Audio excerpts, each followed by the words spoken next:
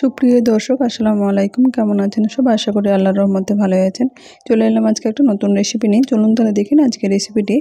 আজকে বানিয়ে নেব দই বড়া, নরম তুলতুলে পারফেক্ট রেসিপি।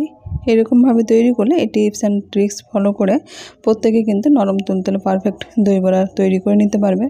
এর জন্য প্রথমে আমি দই, চিনি, লবণ, তেঁতুল, কাঁচা লঙ্কা, আদা এইসব উপকরণগুলো নিয়েছি। আর নিয়েছি মাসকলাই ডাল। এখানে মাসকলাই ডাল দিয়ে কিন্তু দই বড়াটা তৈরি করলে, এখানে সুজি এগুলো দিয়ে তৈরি করা যায়। এটা অনেকেই ঝামেলা ভাবে, কিন্তু এরকমভাবে এই মাসকলাই দিয়ে তৈরি করলে কিন্তু প্রত্যেকটা দই বড়া পারফেক্ট তৈরি হবে। এইটা আমি ডালটা ভেঙে নিয়ে আমি খোসাটা ছাড়িয়ে নিয়েছি। এটা সারা রাত্রি ভিজিয়ে রাখবো, হাতে একটু ঘষলে আর জল দিয়ে 7-8 বার জল দিয়ে ধুয়ে ফেলে দিলেই খোসাটা কিন্তু বেরিয়ে যায় খুব সহজে। এখন এই ডালটাকে আমি সকালবেলা মিক্সিং জারে এটাকে ব্লেন্ড করে নিলাম। এরকমভাবে ব্লেন্ড করে নিলে আমি একটা বড় বাটির মধ্যে নিয়ে নিয়েছি। এখন এর মধ্যে আমি যে আদা আর কাঁচা লঙ্কাটা ছিল সেটা দিয়ে কিন্তু আমি ব্লেন্ড করেছি। এখন এটা ভালোভাবে আমি 7 থেকে 10 মিনিট মতো ফেটে নিলাম। এখানে যত বেশি ফাটাবে তত বেশি কিন্তু দই বড়াটা ফ্লাফি হবে, নরম তুলতুলে হবে। এরকমভাবে একটু সময় নিয়ে মেখে নিতে হবে। এইদিকে যে দইটা আছে সেই দইটা আমি এখানে লবণ দিয়ে এটাকে ফেটিয়ে নেব। এখানে দই বড়াতে যেহেতু দই লাগবে তাই আমি এখন এটা চিনি দিয়ে, এখানে যেহেতু বাড়িতে দইটা তৈরি করা আছে চিনির পরিমাণটা আমি এখানে কম দিচ্ছি। এখন দেখাচ্ছি, এখানে কড়াইতে একটা তেল বসিয়ে তেলটা ভালোভাবে গরম করে নিয়েছি। এখানে পর্যাপ্ত পরিমাণ তেল দিতে হবে দই বড়াগুলো যাতে ভালোভাবে ভাজা যায়। এখন প্রথমে একটু আমি দিয়ে বুঝে নিলাম যে সঙ্গে সঙ্গে কিন্তু তেলের উপরে এটা ভেসে উঠছে, তাহলে কিন্তু পারফেক্ট এটা আটাটা মাখা হয়েছে। এরকমভাবে মাখা হলে কিন্তু বুঝে নেবেন। এটা কিন্তু নর্মাল জলে আমি একটা বাটির মধ্যে দিয়ে চেক করে নিয়েছিলাম। এখন তেলটা ভালোভাবে গরম হয়ে গেছে। চেক করার পরে আমি এখন তেল বরাবর পর্যন্ত আমি বড়াগুলো দিয়ে দেবো এরকমভাবে। এখানে কিন্তু শেপ খুব একটা ভালো হয় না, গোল গোল পারফেক্ট এটা তৈরি করতে পারবে না। এখন মিডিয়াম ফ্লেম করে নিয়ে আমি দই বড়াগুলো উল্টে পাল্টে এরকম ব্রাউন কালার করে ভেজে নেব। দেখে বুঝতে পারছেন এরকমভাবে কিন্তু আমি বড়াগুলো ভেজে নিচ্ছি। দেখে বুঝতে পারছেন পারফেক্ট কিন্তু বড়াগুলো ভাজা হয়ে গেছে। এটা যেহেতু লবণ দেওয়া আছে এখানে, আদা লঙ্কা, এটা এরকমও খাওয়া যায়, খেতে কিন্তু বেশ ভালোই লাগে। এরকম গরম গরম অবস্থায় খেলে বেশ টেস্টফুল লাগে। এখন এটা আমি গরম গরম অবস্থায় অন্য বাটির মধ্যে একটা আমি নর্মাল জল নিয়ে নিয়েছি। সেই জলের মধ্যে এটাকে গরম অবস্থায় দিয়ে দেবো, তাহলে যে তেলটা আছে এক্সট্রা সেই তেলটা কিন্তু নর্মাল জলের মধ্যে চলে যায়। এরকমভাবে গরমের সময় দই বড়া খেলে কিন্তু পেট ঠান্ডা থাকে। অনেকেই এটা ডায়েট হিসেবে ব্যবহার করে থাকেন।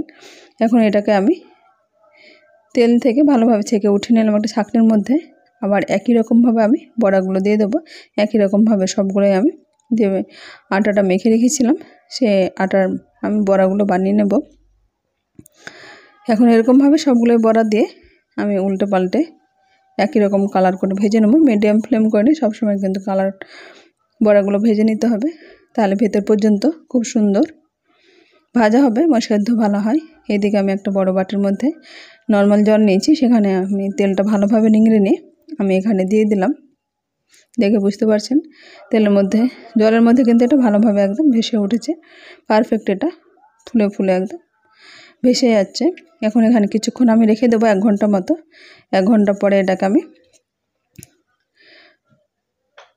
বড়াগুলোকে উঠিয়ে নেব। এইদিকে তেল থেকে একই রকমভাবে এটা ভাজা হয়ে গেছে। একই রকমভাবে তেল ভালোভাবে নিংড়ে এটাকে উঠিয়ে নেব। এইদিকে আমি ততক্ষণ দই বড়াগুলো জলের মধ্যে এটা ভিজতে আছে। একই রকমভাবে সবগুলো আমি ভেজে নিই, জলের মধ্যে দিয়ে দেবো। সবগুলো আমি ঘন্টাখানেক রেখে দেবো। রেখে এটা নিংড়ে ভালোভাবে জল থেকে উঠিয়ে নেব।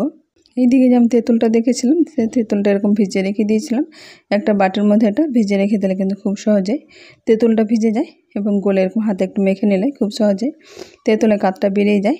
এটা বের করে নিয়ে আমি এখন জলটাকে ছেঁকে নেব। অন্যদিকে দইটা আমি যে লবণ দিয়ে ফেটিয়েছিলাম সেই দইটার উপরে আমি তেঁতুলের কাতটা এরকমভাবে ছাঁকনির উপরে রেখে এটা ছেঁকে নিলাম।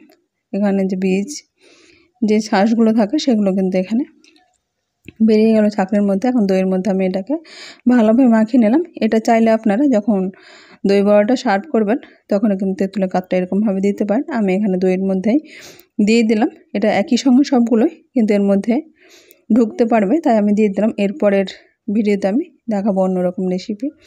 এখন আমি দেখাচ্ছি এরকম খুব সাধারণভাবে। এখন যে জলের মধ্যে আমি ভিজিয়ে রেখেছিলাম সেটা কিন্তু 1 ঘন্টা হয়ে গেছে। এখন এর মধ্যে থেকে আমি উঠিয়ে এরকমভাবে হাতের সাহায্যে একটু নেংড়ে নেংড়ে এরকম উঠিয়ে নিয়ে আমি দইয়ের মধ্যে ভিজিয়ে নেব। এটা মোটামুটি 5 থেকে 6 ঘন্টা যদি ভিজে দইয়ের মধ্যে, তাহলে কিন্তু এটা খুব টেস্টফুল হয়। এটা সঙ্গে সঙ্গে খাওয়া যায়, যেহেতু প্রত্যেকটা আমার বড়া ফ্লাফি নরম তুলতুলে হয়েছে, এর মধ্যে কিন্তু খুব সহজেই ঢুকে যেতে পারে, তাই এটা সঙ্গে সঙ্গে খাওয়া যায়। এখন আমি এটাকে ভিজিয়ে রেখে দেবো মিনিমাম আধ ঘন্টার জন্য। মানে আধ ঘন্টা দইয়ের মধ্যে ভিজবে। তারপরে আমি এটা দেখাচ্ছি এখন সার্ভিং করে। একটা আমি ছোটো বাটির মধ্যে এখন নিয়ে নিয়েছি। এর মধ্যে আমি দিয়ে দিলাম দই বড়াগুলো কিছুটা, আর উপরে টমেটো সস। চাইলে এখানে আপনারা তেঁতুলের চাটনি কিংবা ধনেপাতা চাটনি এটাও ব্যবহার করতে পারেন। আমি এরকমভাবে দই বড়াগুলো কেটে একটু দেখাচ্ছি, দেখে বুঝতে পারছেন কতটা ফ্লাফি হয়েছে। প্রত্যেকটা কিন্তু নরম তুলতুলে ফুলকো ফুলকো হয়েছে। এরকমভাবে খুব সহজে তৈরি করে নিলাম দই বড়া। আমার রেসিপিটি কেমন লেগেছে আপনারা অবশ্যই কমেন্ট বক্সে কমেন্ট করুন। আজ তার এই পর্যন্ত, ফিরে আসছে নতুন কোনো রেসিপি নিয়ে। ভালো থাকবেন, সুস্থ